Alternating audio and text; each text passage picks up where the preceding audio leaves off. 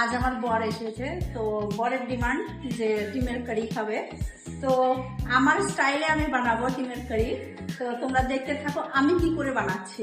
তার জন্য কি কি লাগছে তোমাদের: পেঁয়াজ আছে, রসুন আছে, লঙ্কা আছে আর টমাটার আছে।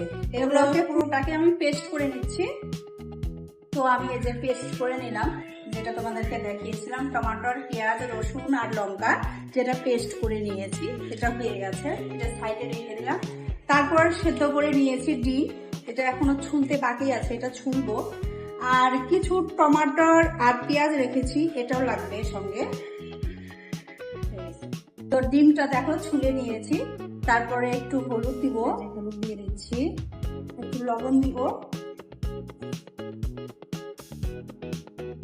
দিয়ে এটাকে মাখবো।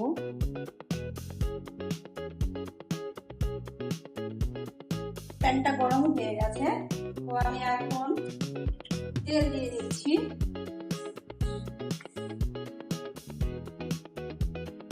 এখন ডিমটা দিয়ে দিচ্ছি। তুমি বলার আগে যতক্ষণ ডিমটা ফ্রাই হচ্ছে, তো ঝটফট করে একটা রিল করে নিচ্ছি। এখন আমি একটু জিরে, মরিচ দিয়ে দিচ্ছি। দেওয়ার পরে পেঁয়াজ ফ্রাই হতে থাকবে। তারপরে দিয়ে দিচ্ছি টমাটোর, ফ্রাই হতে থাকবে ভালো করে। লবণটা দিয়ে একটু নেড়ে চেড়ে নেব। টমাটোর আর পেঁয়াজটা হয়ে গেছে কষানো।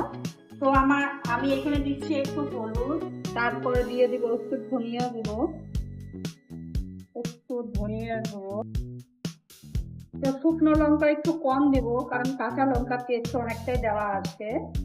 তো শুকনো লঙ্কাটা শুধু একটু কালারের জন্য দিচ্ছি, শুকনো লঙ্কা খাওয়া তো ভালো না, কম করে দিয়ে দিচ্ছি।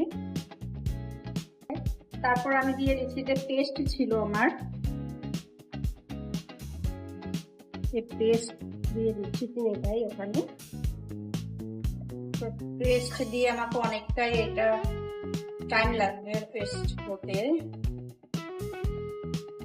তো এটা তো যতক্ষণ এটা হতে একটু টাইম লাগবে। তো আমি ভাবছি তোমরা তো আমাকে অনেক কিছু কোশ্চেন করো, তো তোমাদের উত্তর দেওয়া হয় না সেভাবে। তো আজকে তোমাদেরকে সেই সবার উত্তরগুলোই আমি দিতে চাই।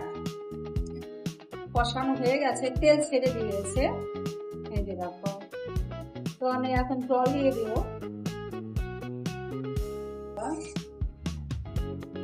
তো এটা এখন ফুটতে থাক, তারপরে পরে ডিম দিয়ে দিচ্ছি আমি।